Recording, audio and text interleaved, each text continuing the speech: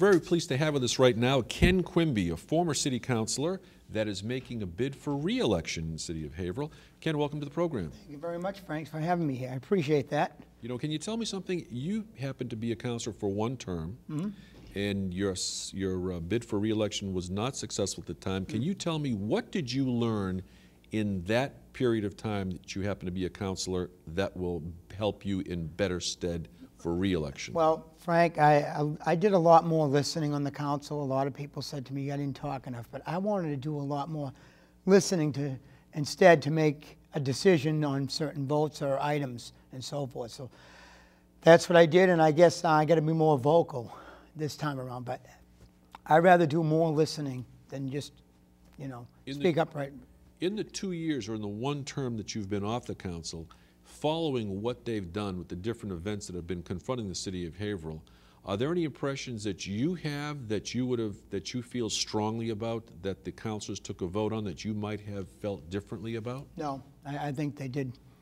I was pretty happy with it. Me still going to meetings every Tuesday and so forth, but certain items, you know, the situation with the situation they just had with the recent chief situation with Chief Denaro, I would have definitely gave it some more thought before I even decided to vote right away, you know, and so forth with me. Meaning that they made the chief the public safety commissioner under which he has command of the police department and the fire department. How do you feel about that? I probably, if I was making the vote, I would have abstained. That would have been me. How come? Because I think we should have got somebody within the fire department to take over, you know, and so forth and on. Nothing against Chief Denaro. I have nothing against the gentleman whatsoever. I think he does a superb job in the police department. But, you know, that was my feeling. And I know, talked about it, some money situation. But I guess from what the councils this past week said, they're going to try it for 1 year and see what happens and so forth. But my thing is, I just wouldn't have done it right away, you know. So I probably would have been. It's a program that has been tested and run in larger municipalities around the country. And the question is, if you wanted to abstain, there wouldn't be any conflict of interest that you have, because and that's what I would have. But you would have. But if in not voting, then your vote wouldn't have been cast, and the majority could have taken it any other way. Exactly, so forth. Because I'm on both ends of that police department and fire department, you know, and I'm very strong-willed with the fire department, and I always will be. I'm never, you know, I'm still a public safety person who cares and so forth, and that's always going to be my forte for the future, you know, public safety and bringing jobs to Haverhill. So that's another thing. This is what I'm really working on this time around. Is that the biggest thing that you think is confronting your responsibilities if elected on the city council? I want to bring jobs to Ward Hill Industrial Park. That's one location, because I work in that area. There's a lot of vacant buildings, but it takes... How would you do that? Now, see, with me, I want to work with Bill Pillsbury, the planning director. Maybe this thing's already starting to come down the road and they're in the pipe right now. I don't know that right at the moment. But that is my thing, is to bring jobs and bring tax revenues to the city of Haverhill, because the housing market is just as bad right now. And you know what? There's no more land, really, unless there's no more land to do any more housing developments right now. So my thing is to bring jobs, and that's what I'm going to be focusing on between now and November 8th in the elections, is bring jobs as much as possible. And here's a question for you, Ken. And this is, let's try to anticipate something here, because the most unpleasant vote that city councilors tend to look to avoid, like the plague, whenever it comes up every year, is the tax classification issue. You've just said that the economy is pretty tough, not only for businesses, but for individuals and homeowners as well.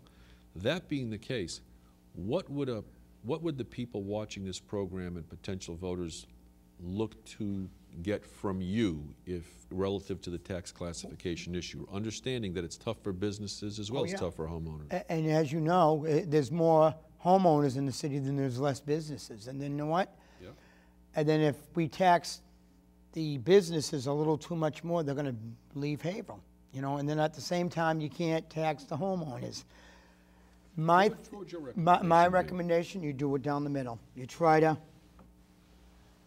do it for both sides. Try to equal it, not business up here and homeowners, you try to even it out, you know, and if it's possible. And that's them that have to learn about that and get into that situation, Frank, is try to even keel for both.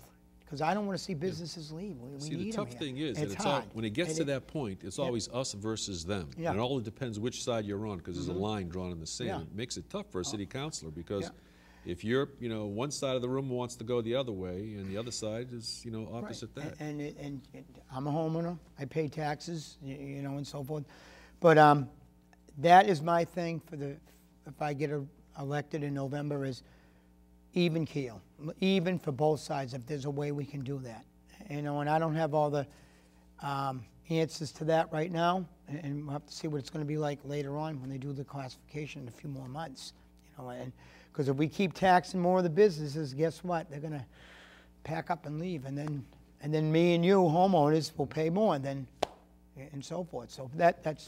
With the budget as tight as it is, and with a lot of efficiencies already put into place, and with the drawdown of what they've done and eliminated a lot of city jobs, combined a lot of city jobs, that being the case, do you see any other efficiencies out there in the works of the city that might be able to be done a little bit differently to save the taxpayer more money and make a department run more smoothly? What do you think? Right now, Frank, that's something that I'd have to really look at and find out, because I really don't know, and I don't want to give you a direct answer on that right at the moment. You know, it's tough as it is, and of course, I'm going to talk about the hail debt. That's going to rise. We're going to be paying more for the bond rating. It's not going to be 7 anymore. I think it's going to go up to 8 or 9. And then what's going to happen? Then you're going to have to make cuts across the board again for the city.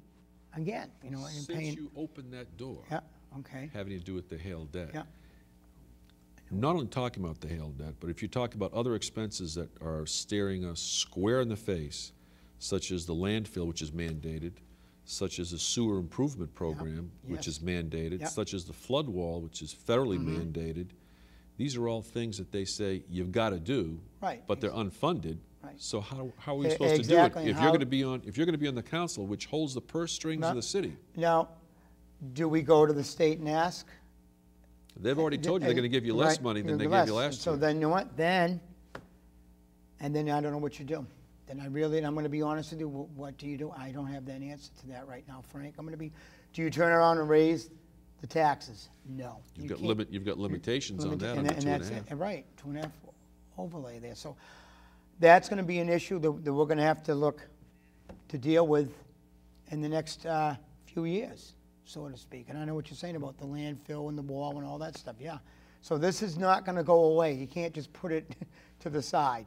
You can't, so whatsoever. So that's what we're going to have to work on, you know, and I don't know what the mayor has got laid out for the next 6 months to a year. I don't know yet, so as far as that goes, Frank. So can I ask you this? If we've got 1 minute left, and in downtown Haverhill, the one thing that's been going on now for years and years and years is a parking plan that's not come into play. Ultimately, there's something that's on the table that looks as though it's going to go forward. You think that by the first of the year we'll have a parking plan in place? I think so. Pay for parking? We will. Now, see, with me, got 1 minute. Okay, with me, I'm against meters. And I will totally be against meters if it ever comes up. I don't think we should have parking meters on Washington Street, Merrimack Street. Some councils want it. I will not. I think we just need the enforcement. Paying for the deck, fine. Pay a fee to go into the deck, that's no problem. But meters, no. And if I'm on, if it comes down to the road, if we have to talk about it more, I'm always going to vote against meters. I did it years past talking about when I ran for office. Frank. Fair enough. All right. I appreciate it. Ken Quimby, running for re-election to the City Council, trying to regain a seat that he had the term previously, and we wish you the best of luck, Ken, in November. Thank you very much, Frank, and everybody here at the studio. I appreciate it. Great. Thank you. We'll be back in just a minute. Thanks, Kenny. Yeah, no.